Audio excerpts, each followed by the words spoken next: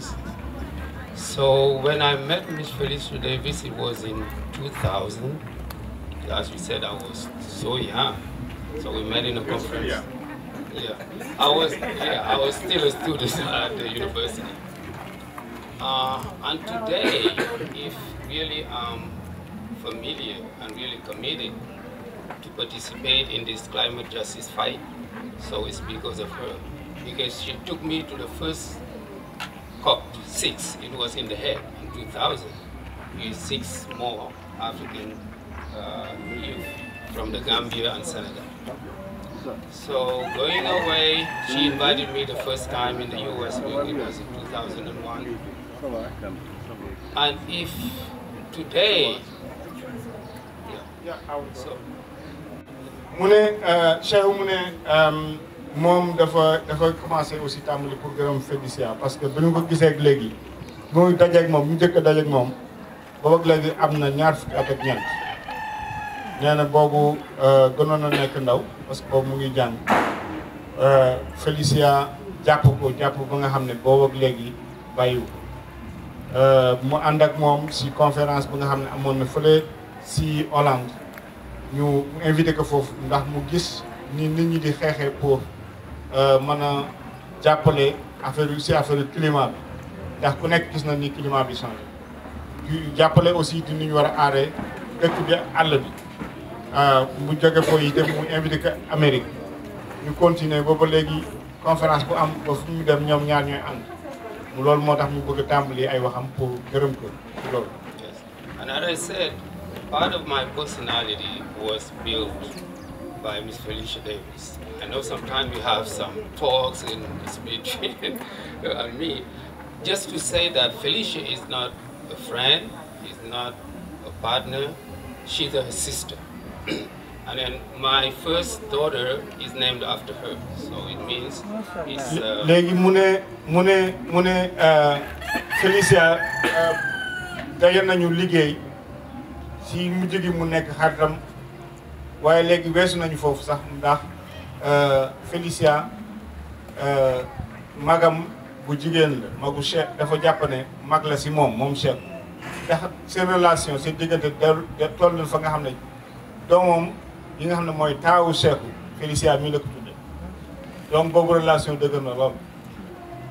Yeah, just to say that, talking about yen, yeah, so we have that idea in 2005. So creating the EcoCyber, that we wanted to be African-wide. And today, we're going to have the Africa office for HBCU Green Fund, she created after. And another step very important in our relations, I am the Africa director of HBCU Green Fund.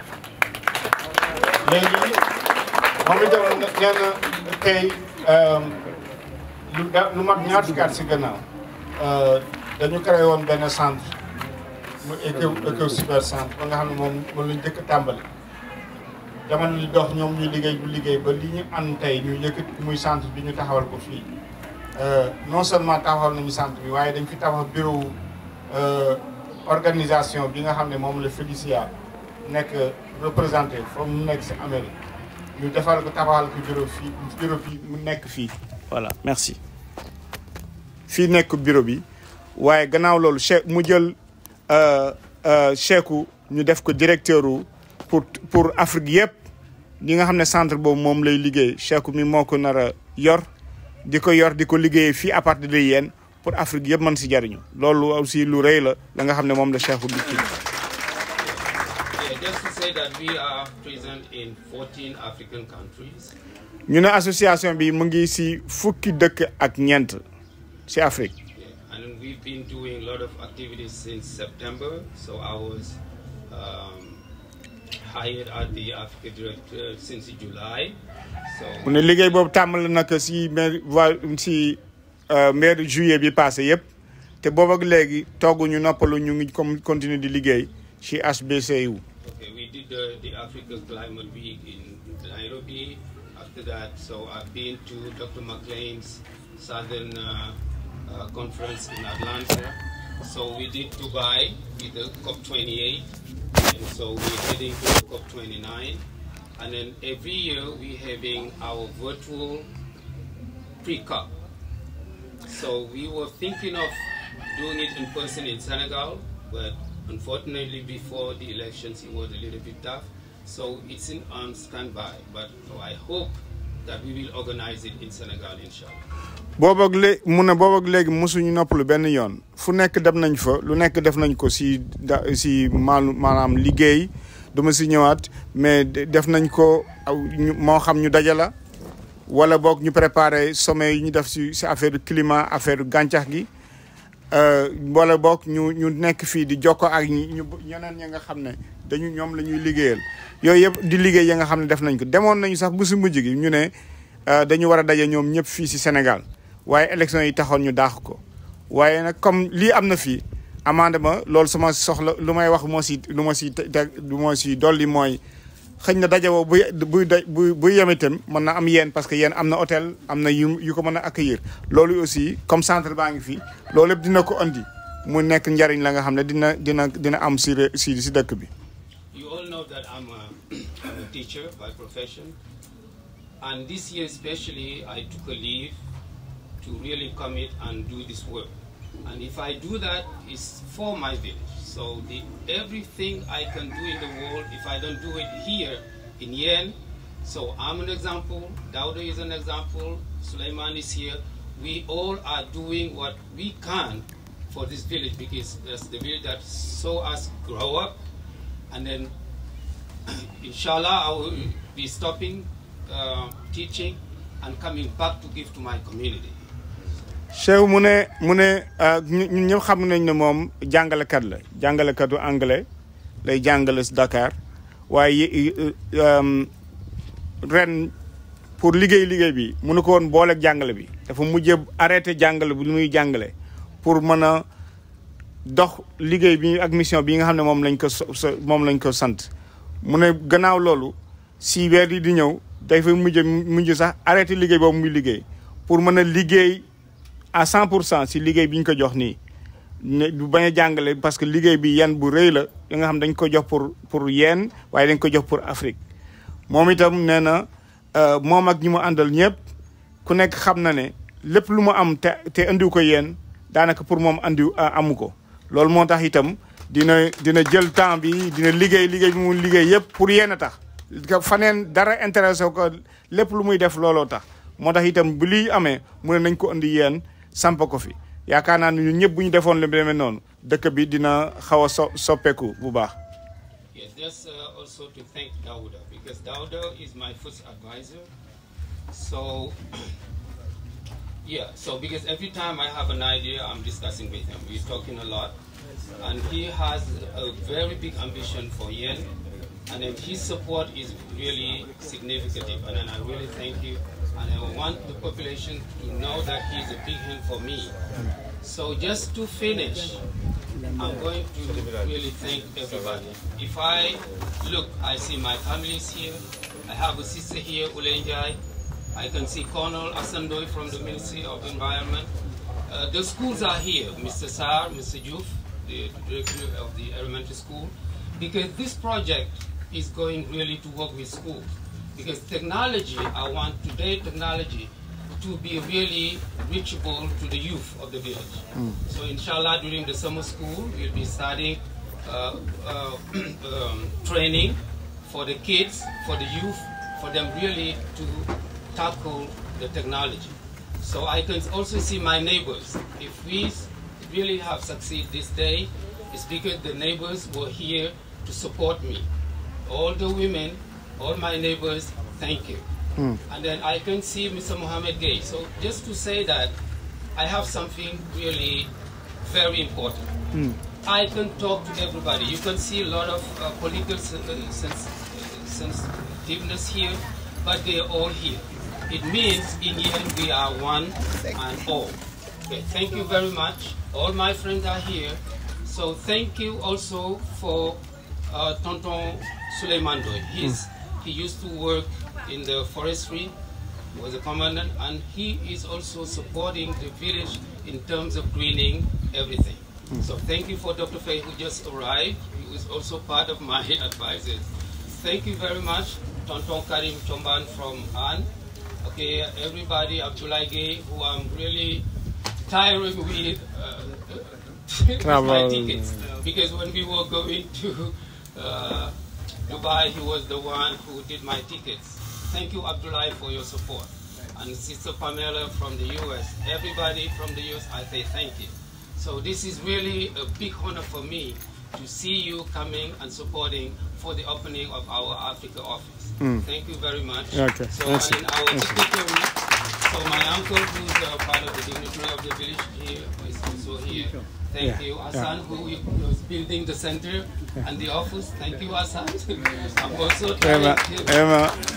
Cheikh mu ngi gërëm ñëpp, mu ngi gërëm mbokk yi, nee na mu ngi gërëm ñëpp ñi fi teew. Di wax ne ñëpp ñi fi teew ku si nekk rek bu jaaree sa tur bu jaarul sa tur gis na teewaay bi te ñëpp ñi fi waroon teew nañ fi.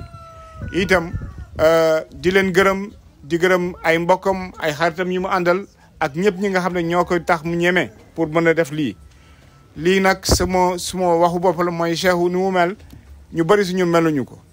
bëgg gi mu bëgg yéen ak li mu yéen a yéen defe naa ba néew na ñu am loolu si Jalaaw fii en tout cas ñun ñëpp bu ñu amoon genn wàll ak li mu yéen a yéen xalaat naa ne yéen dina dépasse fii yëpp waaye li mu andi fii tey lu rëy la andi ko fii ak léeg-léeg dinañu li mu wax mooy dina waxtaan ak ñun ñi wala ñoom Souleymane ñu Ablaye ak yooyu léeg-léeg ñun sax ñoo koy xaw a téye tuuti parce que li muy bëgg mooy rëy lool si kii ñu ne ko defal ndànk rek benn par benn lii première étape la te li mu wax lu am solo mooy li ñu fa nar a def fii du technologie def ko fii si wetu école Nditax bi dañu bëgg bu école tëjee rek xale yi commencé di ñëw fii bu ko defee xale yi nekk Dakar ñu nekk Amérique yu nekk France ñu nekk feneen du ñu raw dara waaye yéen loolu tamit bu ñu ko amee fii lu am solo la may ñaan itam ñi fi nekk ni directeur ak enseignants yi ñu wax yeneen élèves yi nekk si lycée bi ak yi nekk feneen ñu mën a profiter si lii parce que itam bu ñu bëggee fa ñi si des toll fenn fi ñun itam dañu war a profiter si li ñu am lu mel ni bu ko defee fu ñu tuddee xale yi génnee yeneen écoles yi tudde fa waay yéen ndax loolu mooy suñu njariñ moo ñu tax di daw itam ndax suñu njaboot vraiment Cheikh jërëjëf kontaan nañu lool ku fi ñëw itam Cheikh mu ngi lay di gërëm wax na ko si anglais moom wax laal ngërëm la rek mooy ku fi nekk daal ku fi teew gis na ko mu ngi gërëm itam dëkkandoo yi ndax lu mel nii boo ko defee di nga tànqal yenn dëkkandoo yi di nga sonal dëkkandoo yi bu si jàppale itam du sotti ngeen gis ne projet bi day doog a démarrer waaye ambition bi ñii am weesu na lii fuuf ñun itam buñ leen jàppale xalaat naa ne ñoom dinañ gën a sawar pour ñëwaat fii def lu ëpp lii ñu gërëm aussi waa mairie bi ñi nga xam ne ñëw nañ fi teewal fii monsieur le maire maa ngi leen di gis ñu ak si léegi xam naa ne ñoom itam dinañ sànni ay kàddu waaye yéen lii rek moo koy defar mooy ku nekk rek fa nga toll nga jàpp andi bu ku nekk andee tuuti ñëpp andi yaakaar naa ne dëkk bi dina baax Cheikh nag vraiment amuñu sa ngërëm xam nañ ne sonn nga si fu sonn mën a yem def nga si sa alal dem nga bu si mujj gi nga bàyyi sa liggéey nga consacré aussi si lu demee nii pour defar njariñ yi yéen barewul ñu ko mën a def de barewul ñu ko mën a def donc loolu nag ñun itam dañ ko war a xam ñun waaye yéen ñi nga xam ne loolu la fas yéene defar ko suñu waa dëkk bi defar ko suñuy doom keneen ku si mën a jàpp itam dina baax mooy lu ñu yëkkati rek lu ñu man moo xam ordinateur la moo xam leneen nañ ko indi fii pour que ñoom itam ñi ñu jàppale xam ne ñun bàyyi ñu leen ak projet bi loolu moo si ëpp solo parce que bu ñu bëggee ñu dimbale ñun dañoo neex a dimbale donc ñun dem ku si man dara rek na nga si jàpp ndax ñoom bu ñu dellu si waate fii gis ne fa ñu ko bàyyi woon ñun fexe nañ ba mu weesu foofu loolu nag laa xam ne laa si bëggoon dolli. Okay, he wanted to.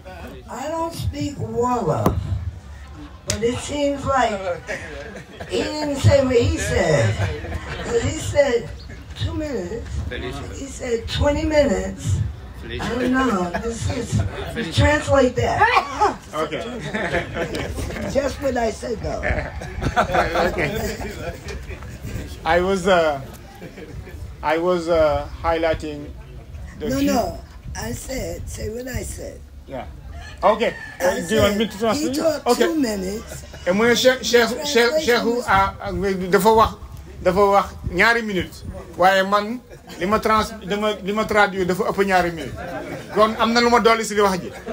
moom nag loolu la bëgg xam lu ma si dolli. wax nga dëgg. You're absolutely right. I think there was a lot in that translation. I'm going to pass it to Chuck. I just wanted to mention one thing. I have a friend here who's from the UNAIDS. Yeah. He was coming to the event and he got lost. He went to Daga. Whoa. Wow. Thomas, can you stand up? Thomas, check me. Wow. Thomas dafa ñëwoon pour yegg si kii bi ma jox ko benn localisation mais ba mu demee fa mu dem ma laajte dañ na mu nga Daga mu mujj continuer nag bu ñëwaat yéen vraiment thank you very much Thomas for being here. Merci. Cheikhou, le plus cocasse dans tout ça, c'est que je connais Thomas depuis plus de 15 ans. Et je ne l'ai pas reconnu parce que je ne m'attendais pas à le voir ici. Donc, I knew him for years back, but I did not recognize him because I was not expecting him to find him here. So what I was saying, and it was not lost in translation. I was adding on what he said that this center is a center for the village. So it is expected from the village that we contribute to the development of the center. Yes. So when you come back in years down the line, so you should find a center more developed with a contribution from the community. So I was encouraging people from the community to invest also at the center as a sign of ownership of yes. the investment that was made. Excellent. And we shall encourage Dauda, our good friend, to invest. Yes. Yes, we love investment. So there were a number of introductions. Excuse me. Yeah.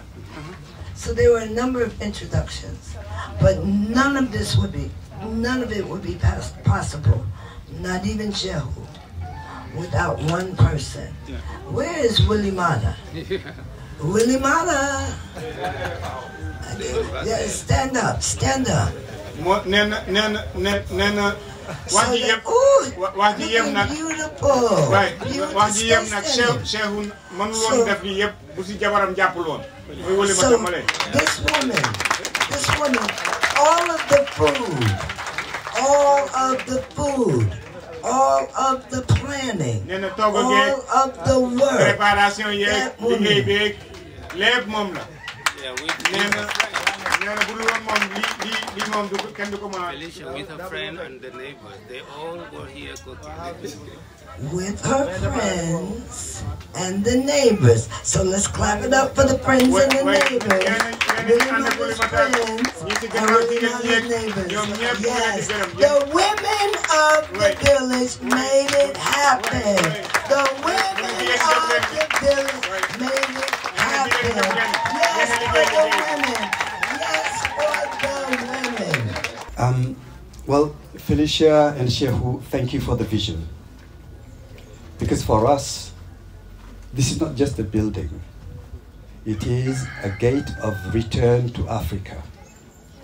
And we can already foresee thousands and millions of African Americans coming back to Africa, connecting with the motherland, working hands in hands with the people of Africa.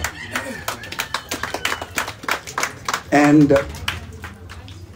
Africa is not what it is portrayed in the West. It's not a land of disease, a land of conflict, it's a land of opportunity. That's right. A land of opportunity. Ousmane dafa wax lu am solo mu ne lii tey du tabax rek li fi ñu def lii tey du tabax bu ñu tabax rek mu ne lii dafa nekk buntu bu rëy bi nga xam dañ ko tijji pour que nit ñi mën a dellu si Afrique mën a dellu si dëkku nit ku ñuul parce que boo seetoo dëkk nit ku ñuul muy Afrique bi ñu dëkk nii nekkul li nga xam ne moom la ñuy wane muy dëkk ba nga xam ne dafa am feebar dafa am ay guerre nit ñi dañu ñàkk déedéet dëkk la ba nga xam ne boo fi ñëwee di nga gis leneen lu dul loolu. I see many connections through this center, many possibilities, many careers, and lots of love also coming through this gate and from this gate to the rest of the world. mu ne gis na ne jokkoo gis na ne jokkoo ak diggante Afrique ak ñeneen ñi nekk bitim réew ak yeneen dëkk yi diggante yéen ak bitim réew loolu lépp mën na am te lii buntu buy tijji loolu. You are pioneers, and many more, millions more will come after you.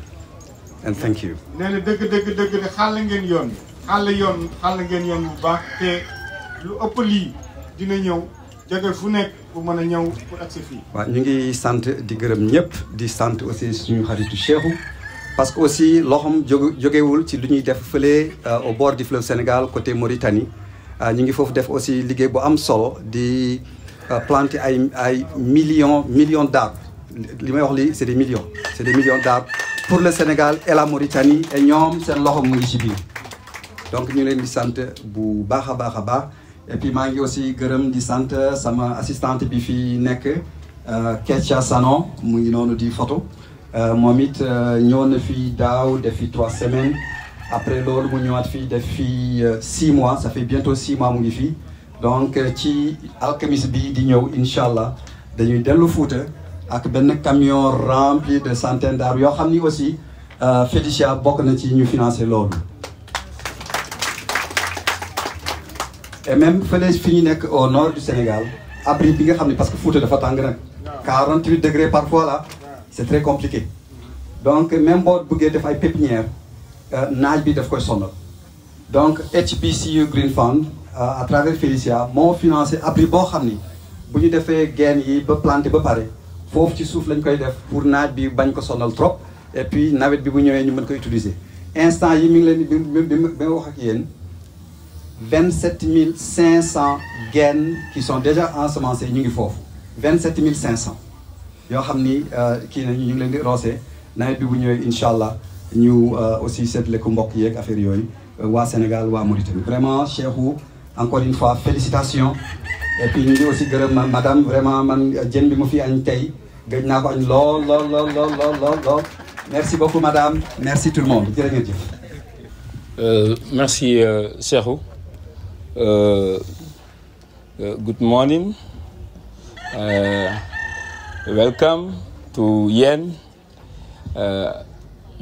du ma sori trop si anglais bi parce que ñoom Mass Gueye ñu ngi demee ba ñu corrigé ma ak ñoom Cheikhou ak ñoom Daoud Ahmed est là maa ngi nuyu ñëpp di jël kaddu si turu monsieur le maire de la commune de Yen El Hadji Massamba Mbengue parce que pour ñi ma xamul rek xam naa Félicia xamante nañu parce que on s'est rencontré par le biais de Cheikhou daaw ba d'ailleurs sax ñu invité monsieur le maire El Hadji Massamba Mbengue Atlanta ñu def visite bu am solo donc di leen dalal si commune Yen ma tudd Ibra Diagne nekk le premier adjoint au maire donc maire présentement dafa dem voyage moo tax mu boole man ak Afa son directeur de cabinet pour ñu ñëw di jéggalu si retard yi parce que gan yi ñoo leen waroon dalal mais contretemps moo ñu téye woon di nuyu le chef de village bu Nditax muy El Hadji Sidiya Ndoye di nuyu imam yi di nuyu chef coutumier yi di nuyu les directeurs d'école gis naa le directeur de CODEC le collectif des directeurs d'école di nuyu sama ancien enseignant ki xamante ne tey ginnaaw yàlla yonent bi su ma amee ba may jël micro moom moo tax muy monsieur Sarr mi mu toog fu ma nekk ma rendre ko hommage parce que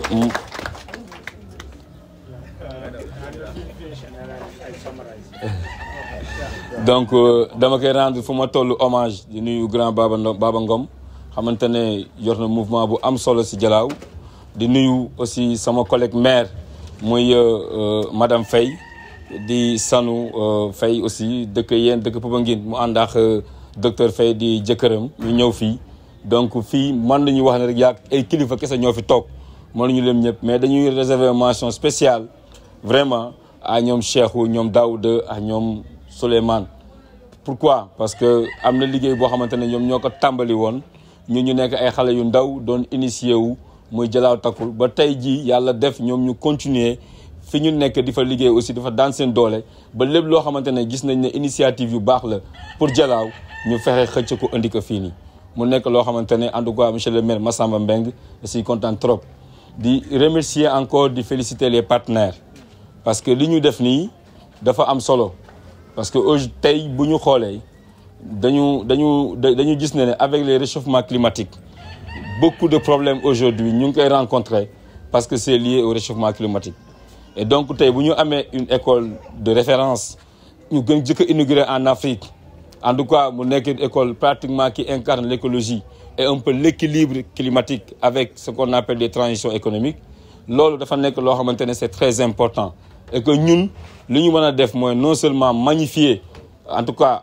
pas bi ñu posé mais aussi di insister à ce que képp koo xamante ne war nga mën a fréquenter école bi pour njëriñu yéen d'abord njëriñu Sénégal ak njëriñu Afrique vraiment mën ko fréquenter pour que ñu mën si gis suñu bopp gis si njëriñ bi loolu la ñu bëggoon wax en tout cas di gërëm ñëpp di sant ñëpp di wax ne daal nous on est disposé et on fait appel vraiment à toute personne toute ressource humaine boo xamante ne yaa ngi dëkk yéen di fi yeewoo parce que yéen comme li ñuy waxee du ko fi juddoo rek mais képp ku yeewoo yéen am nga responsabilité pour jàpp si développement yi parce que bu ëllëgee bu ñu waxee dañu naan fa nga dëkk ñu ne yéen ndax am na développement nga ne wéy tu seras fier waaye ne bu déggee da nga toog croiser les bras nëkk sa ruxu nga développé sa kër te mbedd bi développé wul boobaa ëllëg jàppal ne boo amee gan aussi di nga am gàcce parce que sa kër mooy rafet mbedd mi rafet asalaamaaleykum wa rahmatullah. Ibra is in a nutshell, Ibra is the first advisor, first councillor after the mayor, and he is speaking on behalf of the mayor, and he has come with the chief of staff of the mayor, Avasen, to represent the mayor who have met with Felicia and who have traveled to the U.S. also to. Yeah, the mayor has come. Yes. Yeah, to the U.S. They're sister cities. Yeah, and they et maire bi mu demee foofu aussi dañu am jumelage diggante fi ñoom fi mu dëkk ak waa yéen bi fa maire demee am na établir nañ boobu relation mooy lu am solo. Yeah, dama ko I'm trying to translate that one in Wolof. So what he was saying is basically that as the representative of the citizens of Yen, they're absolutely honored to have you here, and he can assure you that the community will take care of the center, because this will contribute for sure to the development of the community. And it's our duty, all of us, individually and collectively, to also contribute to that kind of investment. So he is also recognizing the presence of many dignitaries here and personality that he wants to recognize their presence, which shows how important is this center for the community and how respected Cheikhou is amongst his community members. So, yes. Thank you. So we have a couple more people up here. They're going to be brief. That thing like at the funeral when you move it along. But Brother Darrell is the representative for Harambe House. And he will do a welcoming remarks on behalf of Mama Bahati. Darrell. Good afternoon, brothers and sisters, elders, sisters and brothers. On behalf of Harambe House, Mama Bahati, and all of the delegation here, we are so proud to come back home to connect with you. We've come back home, and I hope you understand that we're not just visitors. We're your family from the U.S., and we're so blessed and so glad to be here with you. Si turu Mama Bahati mi ak fi mu jógee ak dëkk bi mu jógee association bi mu jógee mu ne dafa bëggoon ngeen jàpp ne ñoom bu ñuy ñëwee fii duñu fi ay gan ñoom dañu jóge Amérique nga xam dañu leen fa jëloon seeni maam yóbbu leen fa ñoom ñu jóge foofu di ñëw di ñibbisi fi ñu jóge woon. We have so many things in common. We are all working to make sure that the earth we live on will be here for our great-great-great-great-great-grandchildren to come, and for the communities that have to live and make the best of life for all our community. Mu ne na ngeen jàpp ne lu ngeen xalaat ne dox na suñu diggante te ñu bokk ko rek ëpp na lool lu bëree bëri lañu bokk waaye li ñu fi dajale tey mooy ñu jàpp ne dinañu liggéey ñun ñëpp pour ndaw si ñëw ak génération yi ñëw bu ko defee ñu mën leen bàyyee sax dëkk ba nga xam ne dëkk bu ñu mën bu nit mën a dund la. am nañ suñu mbokk mi Ousmane dinoon wax tàngoor yi am Fuuta ñaari semaines yi passé wala si bi dernière semaine koor bi ba mu agsee ba mu dalee Mali du ma téeméeri nit ak ñaar fukk si li ñu compté si hôpital ñu dem hôpital te xam ngeen ne fii di ñëpp la ñooy dee ñu yóbbu leen hôpital. buñ ne ñaar téeméeri nit ak lu fanweer lu daanaka gaañu nañu si tàngoor woowu nga xam ne lu ëpp loolu dee nañ donc mu ne loolu moo tax ñun ñëpp dañu war a góorgóorlu pour que génération bii ak génération yi ñëw ñu mën leen bàyyil fi dëkk ba nga xam ne dinañ fi mën a dëkk. We're so glad and so blessed to be able to work with HBCU Green Fund. And we're so happy and so blessed that you all and HBCU Fund and all of us will be able to work together to make life better for all of us. And I just want to thank you all. But before I end my thing, I want to say one thing. I'm a graduate of a HBCU, so I got to tell everybody that I love Sister Felicia and I love HBCU Green Fund. And all of the members of our delegation are so glad to be here. And I hope you understand that we are your brothers and sisters, and we are here to do whatever we have to do together to make life better.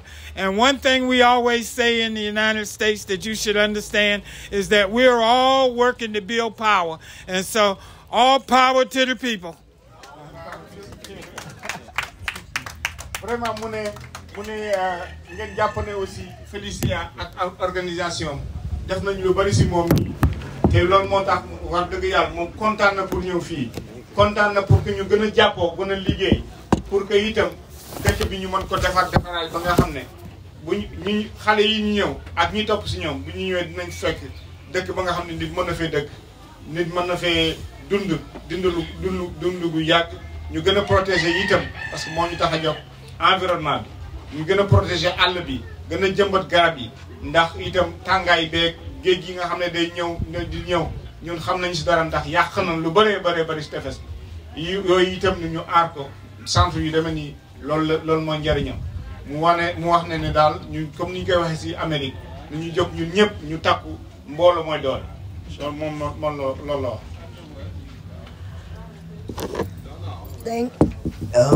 Thank you, everyone.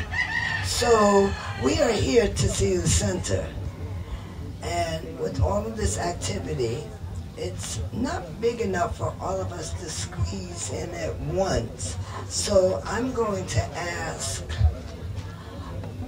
who wants to see it first.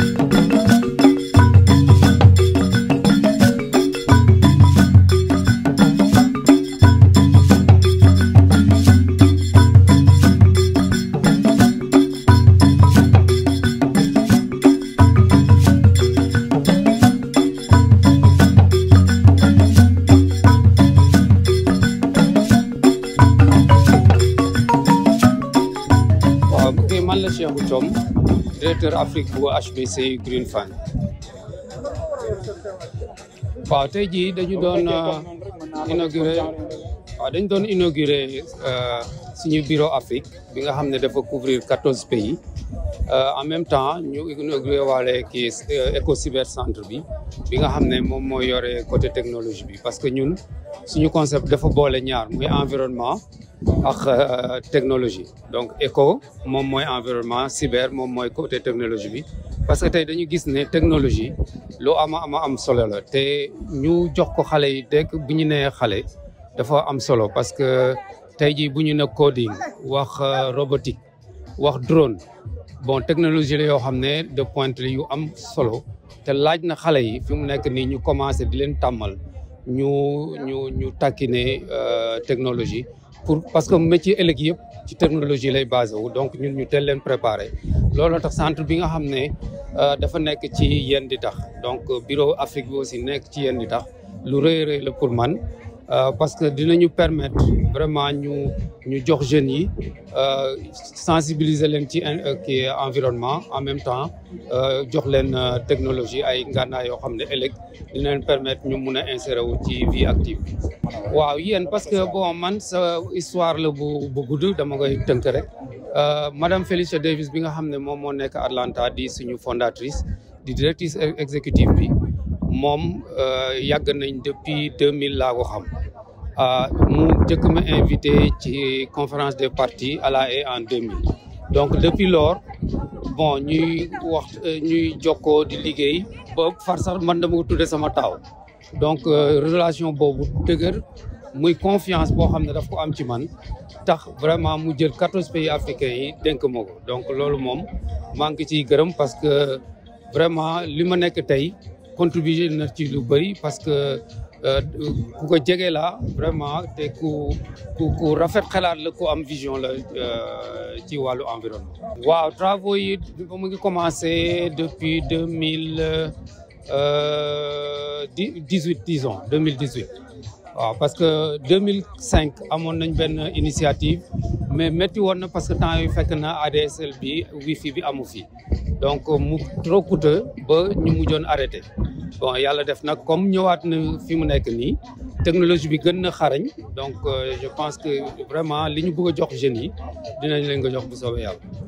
waaw mooy ñu jege centre bi rek parce que ñu ngi ñaan yàlla li mu bëgg ci HBC yu Afrique bu ñu am un fonds africain donc loolu partenaires yu bëri ñu ngi ñu ciy dimbali ñu mel ni Fondation S donc Daouda Diouf di liggéey ak ñoom te di doomu dëkk bi xam ne bon man mooy sama premier conseiller depuis ma nekk ci activité bi donc mooy parents yi daal ñu yónnee ñu xale yi incha allah vacances yi ñëw nii am nañu yéene commencé ay cours coding yoo xam ne xale yu ndaw yi la mais aussi informatique ak anglais parce que anglais bi aussi bon porte la et puis clé la ci li nga xam ne moom mooy adduna bi donc am nañu yeneen partenaire mooy waa Harambe House ñu ngi fi ñoo xam ne docteur McLean moom moo nekk ci bopp bi vraiment may rafetlu teewaay ñëpp ci bés bi te di ñaan yàlla vraiment mu jox ñu kattan bu ñu motalee mission bi. waaw bon école bi moom dina facile parce que man maa ngi fi ñëpp xam nañ ma bon am na fi plateforme bu ñuy wax ànd ASN ànd suxali Sénégal donc bon pour am accès ci centre bi warul jafe te bu soobee yàlla dinañ am ay journée porte ouverte donc dinañu permettre population bi gën a ñëw approprier wu centre bi.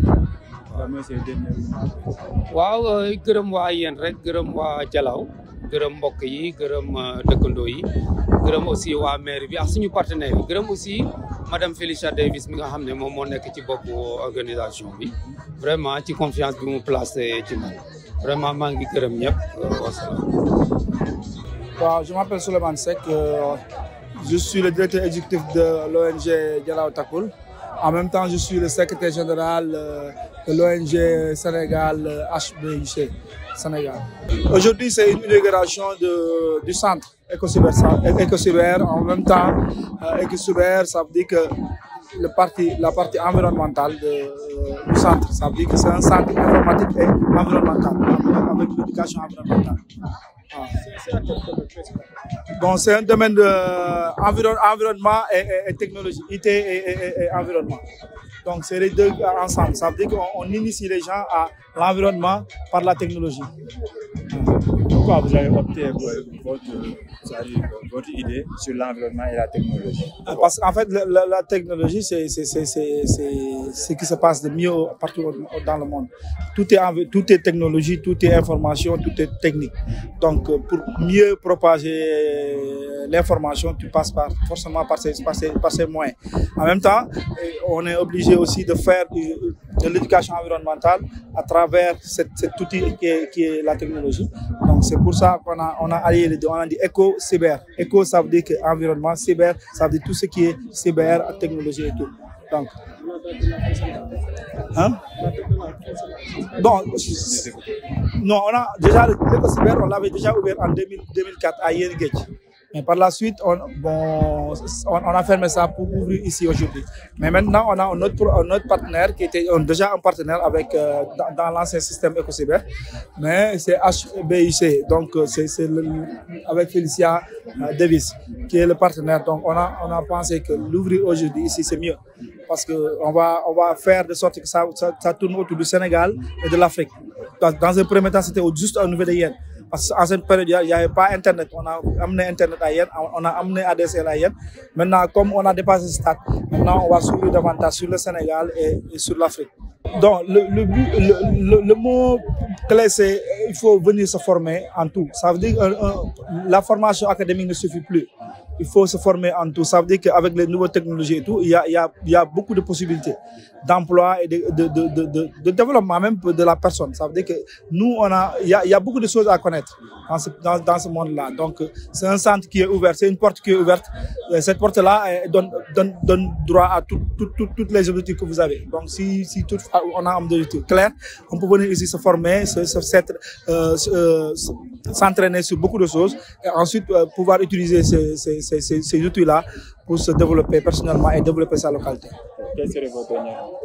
Bon, je veux remercier tout le monde pour la 2STV qui est venu nous voir. Donc voilà, donc on est content de cette inauguration. Vraiment, on est content. Voilà.